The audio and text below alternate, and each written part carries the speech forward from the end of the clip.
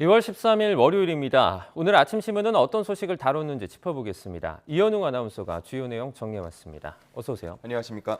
네, 첫 번째 기사 보겠습니다. 오늘도 튀르키예 지진 관련 기사부터 저희가 살펴보도록 하겠습니다. 왼쪽 사진을 보면요, 이 튀르키예 군인이 한국 아이에게 초콜릿을 주는 듯한 그런 사진이고요.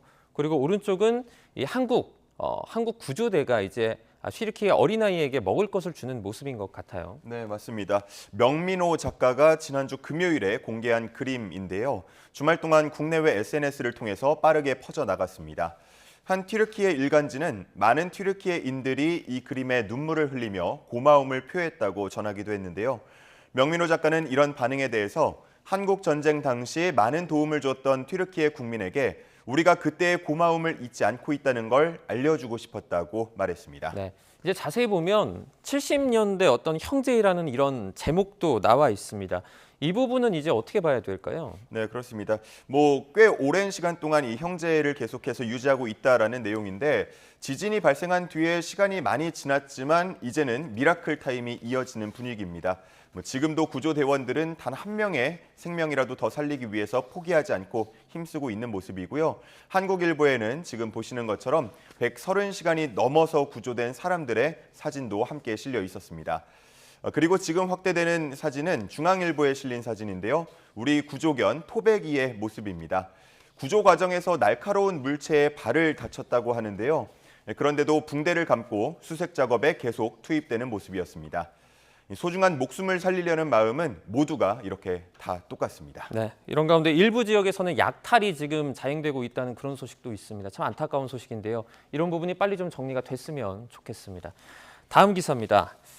이제 얼마 뒤면 대학도 개강을 앞두고 있습니다. 지금 대학 인근의 월세가 급등해서 대학생들이 많이 힘들어한다고요. 네, 그렇습니다. 중앙일보 기사를 보면 대학가 월세 비용이 한 달에 7만 원가량 올랐다고 합니다. 이전에 보통 월세가 50만 원쯤 했던 걸 고려한다면 10% 이상 올랐다고 볼 수가 있겠는데요.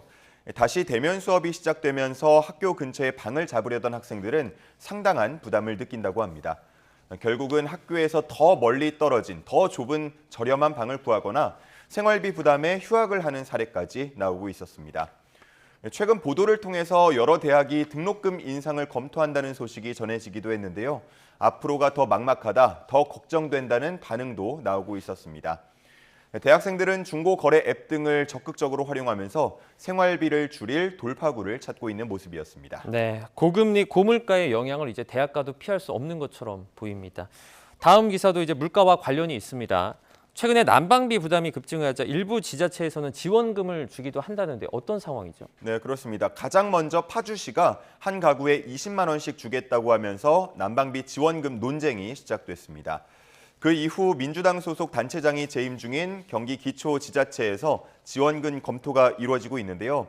현재까지 광명, 화성, 평택, 안성이 한 가구에 10만 원씩 지원금을 주는 방안을 검토 중으로 알려졌고요.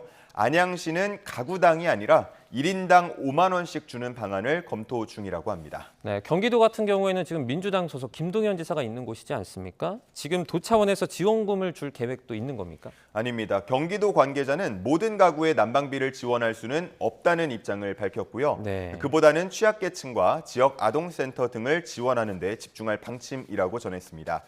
이렇게 어느 지역은 지원금이 나오고 어느 지역은 나오지 않으면서 상대적인 박탈감을 호소하는 목소리도 나온다고 했고요. 보편 지원이냐 선별 지원이냐 당분간은 논쟁이 이어질 것으로 보입니다. 네, 다음 기사 보겠습니다. 네, 이번 기사 내용은 나도 택배할래 매달 6천 명이 자격증을 딴다는 제목이 붙어 있습니다. 택배업을 하려면 이런 자격증이 필요한 건가요? 네, 그렇습니다. 택배 기사나 개인 용달 기사 등 사업용 화물차 운전 기사로 일하기 위해서는 자격증이 필요합니다. 화물 운송 종사 자격증인데요. 미래가 불안한 사람들이 갑작스러운 실직이나 투잡을 대비해서 미리 자격증을 따놓으려는 경우가 빠르게 늘고 있다고 합니다. 이 필기 시험장에 가보면 20대부터 고령층까지 연령층도 다양하다고 하고요. 회사원, 엔지니어, 군인, 퇴직자 등 직업도 다양하다고 하는데요. 최근 발표된 자료를 보면 5년 동안 이 자격 취득자가 20% 넘게 늘었다고 합니다. 네, 그래도 이제 매달 자격증 취득이 6천 명이면 매년이 아니라 매달이지 않습니까? 그래도 자격증 취득이 그렇게 어렵진 않나 봐요. 기사에 따르면 한 1, 2주 정도만 온라인 강의나 문제집을 보면서 공부하면 큰 어려움 없이 딸 수 있다고 설명하고 있는데요. 네. 하지만 그러다 보니까 일각에서는 자격증이 남발되는 것 아니냐는 우려도 있다고 합니다. 기사가 많아지면서 콜 잡기가 어려워졌다는 1톤 트럭 배달 종사자의 인터뷰도 함께 실려 있었습니다. 네, 마지막 기사 보겠습니다. 지금 대구시는 그동안 시행이 됐던 의무 휴업, 그 대형마트 의무 휴업일을 일요일이 아닌 월요일로 지금 바꾸기로 결정을 했습니다. 어제가 이 시행 후 처음으로 일요일 영업을 했었는데요. 지금 반응들은 어땠습니까?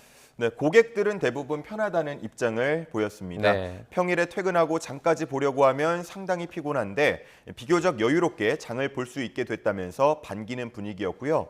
한편 주변 상인들의 입장은 다소 엇갈렸다고 하는데요. 당장 마트와 경쟁을 걱정하는 상인들은 아직은 지켜봐야겠지만 겹치는 품목이 많다면서 매출이 떨어질까 우려하고 있었습니다.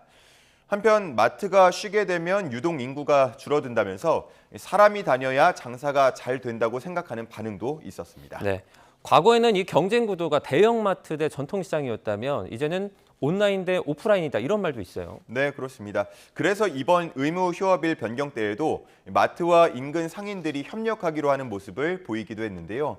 예컨대 대형마트 쪽에서 평일에 주차장을 무료로 개방해서 주차가 어려운 전통시장 이용객들의 편의를 돕는 시기였습니다. 한편 이번 의무 휴업일 변경 결정에 대형마트에서 근무하는 근무자들의 의견이 반영되지 않았다면서 가족들과 함께 쉴 일요일을 돌려달라는 비판의 목소리도 나오고 있었습니다. 네, 알겠습니다. 오늘 굿모닝 브리핑은 여기까지 듣겠습니다. 이현웅 아나운서였습니다. 고맙습니다. 감사합니다.